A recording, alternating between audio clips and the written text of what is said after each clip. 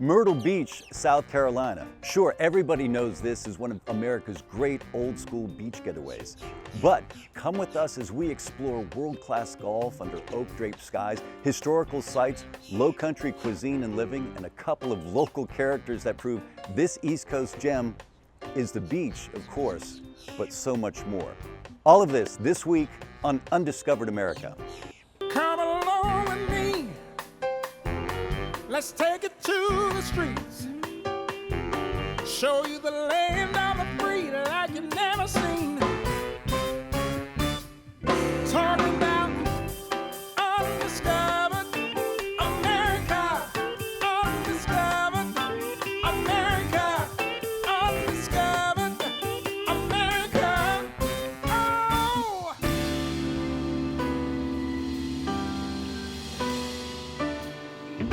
Undiscovered America.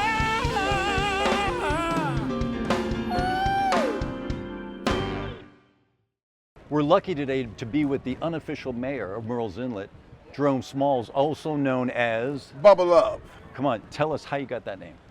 Well, that comes from being around a lot of girls and fishing a lot. Pretty much it. All right, as your lawyer, I suggest you stop talking right now. Marsh Walk, right here.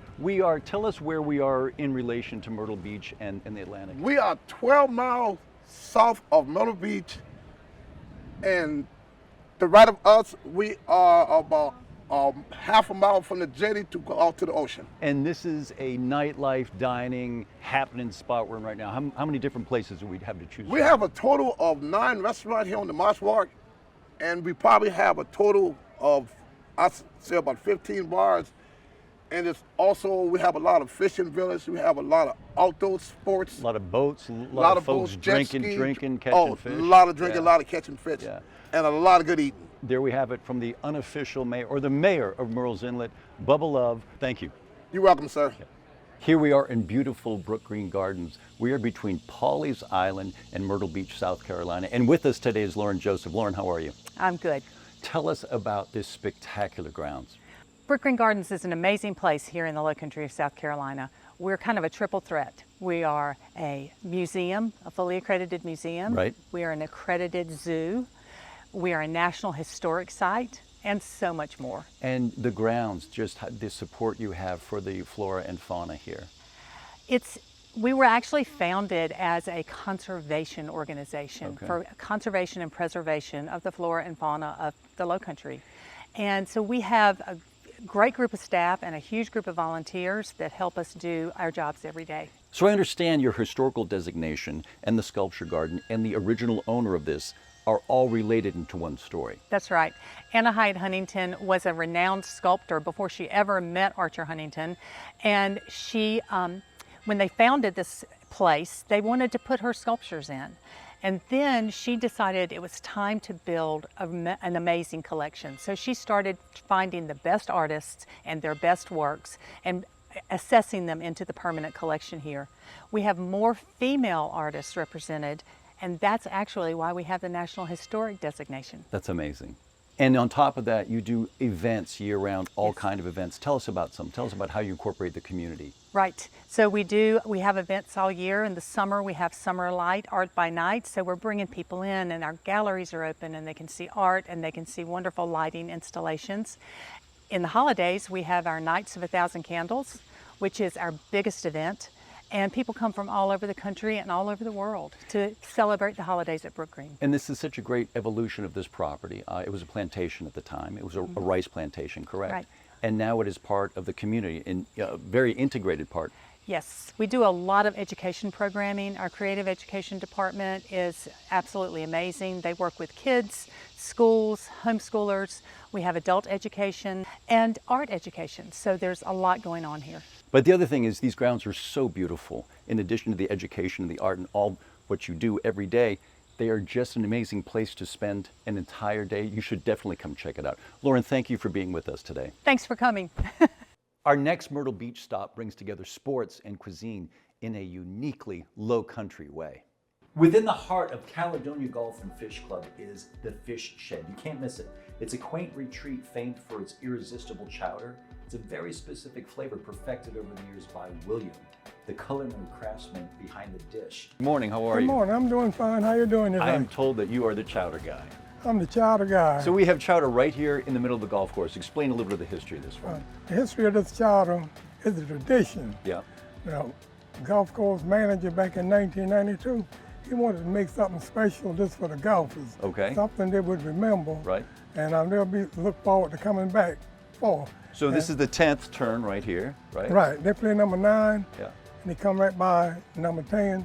They stop and get the chowder. A little free chowder right chowder. here. Okay, so can I taste your chowder? You tell me, I know it's a secret recipe, but give me an idea of what's in it. We got a tilapia fish, All right. potatoes, onion, celery seed, celery sauce, accents, salt, pepper, garlic powder. Well, Everything the golfers like in this chowder. I'm not a golfer, but I'm sure I will like it too. Thank you so I much. guarantee you'll love it. You can't miss it. A figure as integral to Caledonia as the ancient oaks, there's a cauldron of chowder that's been warming the souls of golfers for decades. But the fish shed is just one part of Caledonia's rich narrative. This place was once a thriving rice plantation. The Fleming family has nurtured this land since the 1930s, shaping it into a sanctuary for golf enthusiasts and nature lovers alike. Designed by the late, great Mike Strand, Caledonia utilizes the plantation's original layout, harmonizing historic detail with the undulating low-country terrain. Every hole presents a story, a challenge, and a celebration of the sport in a spectacular backdrop. Join us after the break for more adventures in the Grand Strand.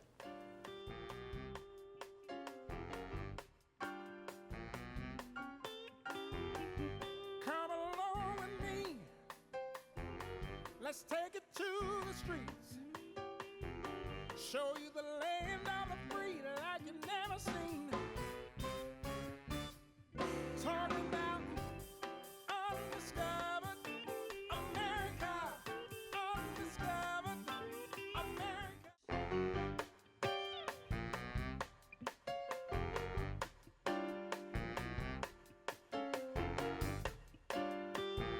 Welcome back to Undiscovered America TV. We are in Myrtle Beach, South Carolina.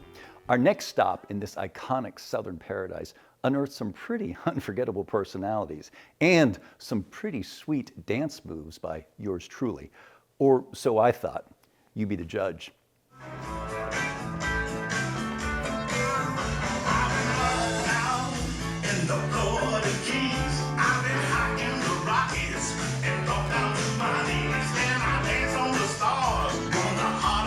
Sure.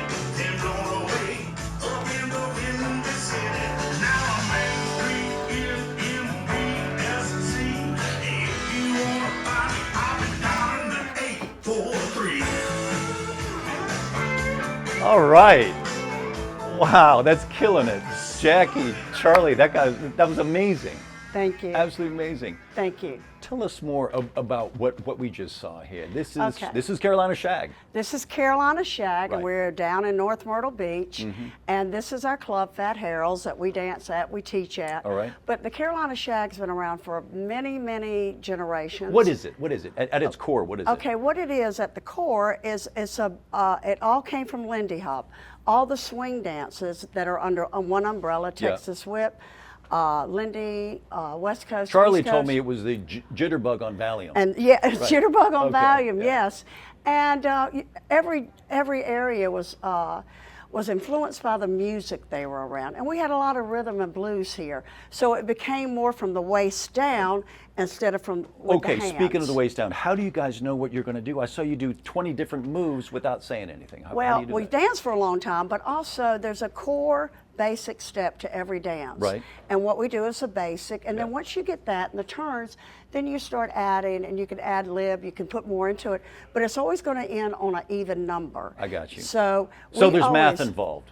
There is a little bit of Okay, math, but all right. not a lot because I can do it. And this is the official state dance, correct? This is the official state dance of South Carolina, yes. And it's not just for old people. I understand there's a new generation of Stranders, Oh, right? Absolutely. We have an SOS for juniors. And SOS is Society of Stranders, right? Society Yeah. of Stranders, Yeah. and we have a workshop for a whole week for generations from 3 to 21, and so this is our 33rd year that we've had it. So we've been building this up for a long, long time. And the people that started doing it were teenagers. Right.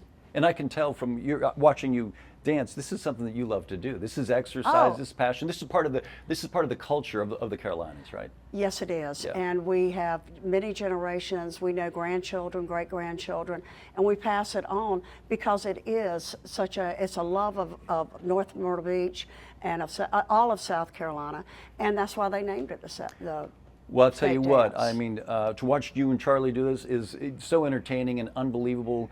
It looks unbelievably complicated. I'm almost embarrassed to ask you this because you guys made it look so easy to do, but maybe you might just show me the basic steps. You got it. How does this work, okay? All right. Yep. So the guy always starts on his left foot. Got you. And the follower always starts on her right. So Okay. we'll mirror images Yep. each other. But we're going to pick our feet up 3 times, called a Okay. triple step, by going 1, 2, 3, and then you're going to do it again. 1, 2, 3, and then we do what we call a back step. Rock, step, and you keep repeating it. Is there a special song for this? We do have a special song, Okay. and this song was dedicated to our area code 843 by Jim Quick and Coastline Band. So it talks Okay. about the Shag. He's All a right. Shag beach band. So, are you ready? Yep. 5, 6, 7, 8. 1, 2, 3. 1, 2, 3, and rock, step. 1, 2, 3. 1, 2, 3, and rock, step. 1, 2, 3. 1, 2, 3, and rock, step. 1, 2, 3. 1, 2, 3. Oh my goodness. 1, 2, 3, and 1, 2, 3, and rock, step. 1, 2, 3. 1, 2, 3, step back. 1, 2, 3. 1, 2, 3, step back. You're pretty good. 1, 2, 3. There we got it. We got I think it. I got something like it. That was a real blast, at least for me. Up next, we will meet a local father-son team that has been pleasing low-country palates for decades. Here we are at Bar 1912 in North Myrtle Beach with co-proprietors, father and son, Jeff and Chance Martini. I'll let you guys guess who is who. Chance, tell us, we have a very special, we're talking about undiscovered America. This is an undiscovered tradition you have here. Talk us what is about going to happen. It is. It's actually our #1 seller of all our cognac, bourbons, and everything. We actually sold 26 bottles in the last 3 years. This isn't just any bottle. No, this is Louis Trey, or Louis XIII. It's made by Remy Martin. It's a cognac out of Cognac, France. It's aged about 100 years, and there's 1,200 eau de vie, which means water of life. So for your ingredients, there's 1,200 different ingredients. This is going to set me back. Can I touch it? Of course. Okay. Yeah. The bottle is actually solid Baccarat crystal. Right. So the bottle empty is worth between $400 and $600. And the bottle full, It's going to cost you about $3,600, $3,700. $3,700. Well, I want to thank you guys for having us here. It's been a really amazing time in North Myrtle Beach and the entire area, and I think you have a special toast. There's something special you do. We do, yes, sir. So the glasses are solid Baccarat crystal also, and they're made to cheers for everybody to hear, and it's a perfect G sharp every time. Well, there it is. You heard it from Mr. G Sharp right there. Chance, Jeff, thanks guys for having us here. Salute, sir. Salute.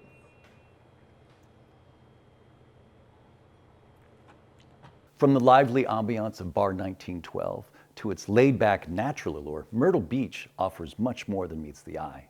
Now, we're going to explore an intriguing story of an abandoned seaside castle at Huntington Beach State Park. So this place is extraordinary. What can you tell us about Atalaya, other than it means watchtower in Spanish? Right. So Atalaya, this is the former winter home of Archer and Anna Hyatt Huntington. It was built over a 3-year period back between 1931 to 33, employing a 100-person work crew.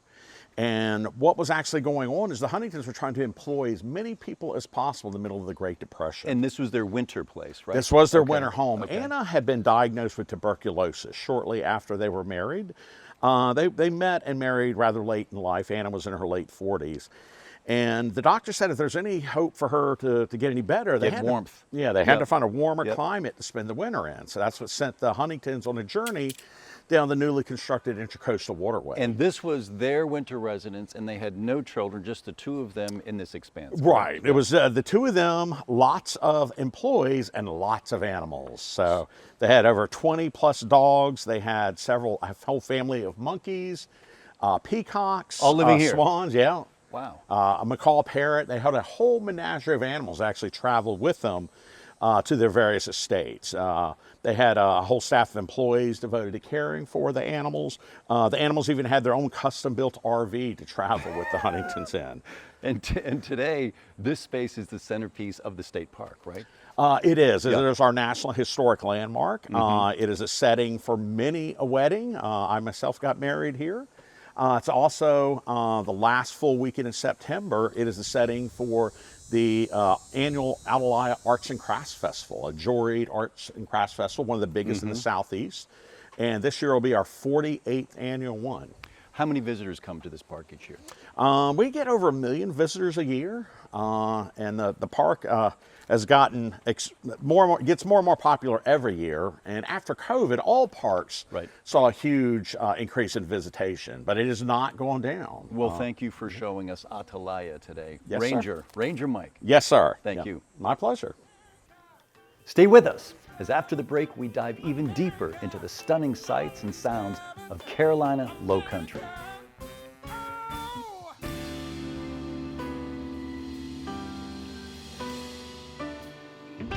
I discovered America.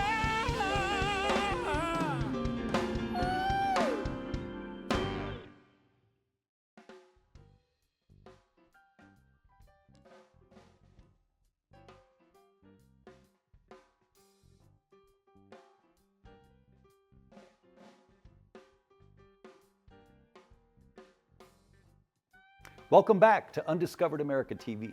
We hope you are as excited as we are to keep exploring the sun-soaked wonders of Myrtle Beach, South Carolina. From its iconic boardwalk to its rich history and shimmering shores, every corner holds a new discovery. And as we journey further, we'll be delving into local culture, unique attractions, and the tales that make this coastal haven so special. So buckle up and we'll continue our Myrtle Beach adventure right now. Here we are at the Grand Strand Brewery with head brewer Christoph. How are you, sir? Doing well. So we're sitting here. It is a beautiful setting, but I understand there's a little history to this place. This is the key to the revitalization of this part of Myrtle Beach, right? That's right, yeah. So this building was originally built as a 5 and dime back in the 50s. It feels it. Yeah. Yeah. And we've been here for about 2.5 years, trying to bring back this part of town. So you're going to bring it back with beer. That's right. How many beers you making here right now? We've got about 6 beers right now in the tanks. We've got about 12 beers on tap. What are we tasting right here? And here we've got our Sandy Cheeks West Coast IPA, going to be a pretty typical bitter IPA. And then our Salty Golfer, our Pineapple Blonde. So it's really amazing. Talk me through some of the other beers, because all the names have something to do with local history or That's local right. culture here. So we've got our Airbrush Hazy, that's our flagship. We've got our Rainy Day Hefeweizen, because we do best on rainy days when people aren't at the beach. And we have a Jolene Red Ale for one of my favorite songs. Right. And we do a bunch of different rotating beers depending on how I'm feeling. And So the local person who comes here, are they going after the more flavorful or the big, powerful IPA? they're going after the big, powerful IPA. The high liquor IPA. That's right, yeah. Why would I not be surprised by that right I mean, here? this is a party town. People don't let that pass It is. by. Well, listen, the party town, the party starts here at Strand. This is an amazing place. Thanks for having us today, and I look forward to tasting the other 8 that we haven't had yet. Absolutely. Thanks for coming. Here we are on the famous boardwalk, right here in Myrtle Beach. Right there is the city pier. We're with Catherine Hedgepath. Catherine, how are you? I'm great. You know, this is famous, the Strand, the 60 miles of beaches. Myrtle Beach is famous for that, but they have a history, World War II history here that's not known very well. 1942, what's out off the coast here? We had German U-boats from January to June. So it was under threat from U-boats. And what happened simultaneously? This is unbelievable. We had German POWs come ashore here. And explain that to us. well, they came 2 years later in 1944, about 48 hours after D-Day. So everybody was reeling from the news from Normandy. And then at the train depot, we had the first wave was about 250 German POWs. So they came over here, they worked timber, they basically took all the jobs that the boys who had to go fight were doing, correct? We were desperate for the labor force. And how was that received? Well, at first, everybody was very skeptical of Right. having the enemy here. But in time, very cordial relationships were formed, and it lasted generations after the war. It was lovely. And the major Air Force base over here, or the major National Guard base, was called what? Well, it was an Army Air Corps airfield. Army Air Corps, okay. And that was the original field at where our airport is now. In fact, the same runways are there.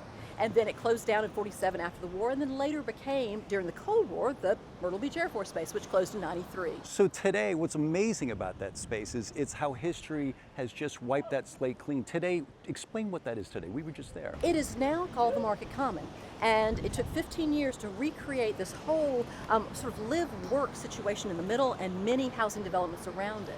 It is one of the untold histories of Myrtle Beach, and we heard it here from Captain, the World War II history right here in Myrtle Beach. Thank you for so much for sharing that with us. You're very welcome. Sure, Myrtle Beach is the mini golf capital of the world, but we learned that for some, this leisure pastime is a very serious sport. Here we are, North Myrtle Beach, Hawaiian Rumble. This is a classic institution of North Myrtle Beach. We have with us both of the co-proprietors, Bob and Ted Detweiler. Bob, tell us about the history of this place real quick. This is the world famous Hawaiian Rumble in North Myrtle Beach, South Carolina. We're home of the Masters. It's the 27th year in October, the first week of October. You can still come and play in it if you'd like. Home of the Masters of professional mini golf. Absolutely. How many people come for that event? Well, the first year we had 15. I told them if they bring a friend, we could double it to 30. Okay. And they did. And now we're up to around 80 to 100. How many holes in ones? I mean, it seems like it would be easy to do, but it's not. It takes definite skill. Well, to do. the course record is 25, so they hit 11 hole-in-ones. And then they average over 12 rounds a 30, which is about 5 or 6 a round. What is amazing is how different. I looked at the pictures inside of all the winners. Everybody plays this, right, Bob? Everybody. Lawyers, doctors, bartenders, truck drivers, you name it. Anybody can do it. 7-year-old, 90-year-old. Yeah. And so that is the landlocked, this is actually the course that is played on every year here. So Ted, I want to ask you, this doesn't look like when you think of miniature golf, you think of windmills and dinosaurs. This seems like pretty standard clean putting. Is that the old history of the sport here? Yeah, well, through the years, mini golf has gone through many incarnations. It started in Scotland, they made a ladies course. Right.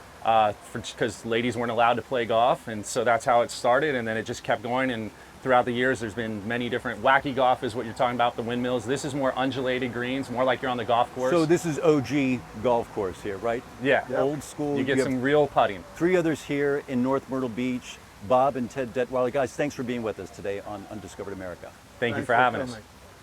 What you see here is only the beginning of the story. The conversation continues online.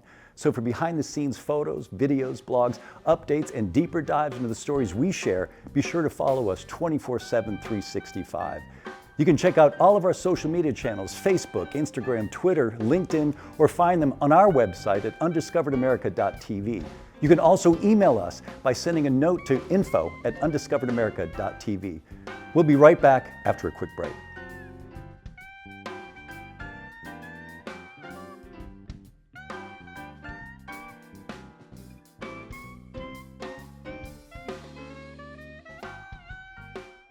Welcome back to the beach, Myrtle Beach, where the best beachers come to play, including Henry Gotta Catch 'em Hall.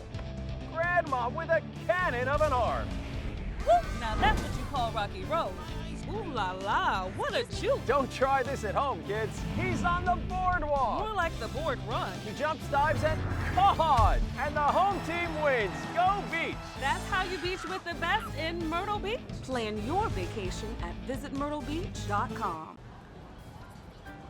So folks, there you have it.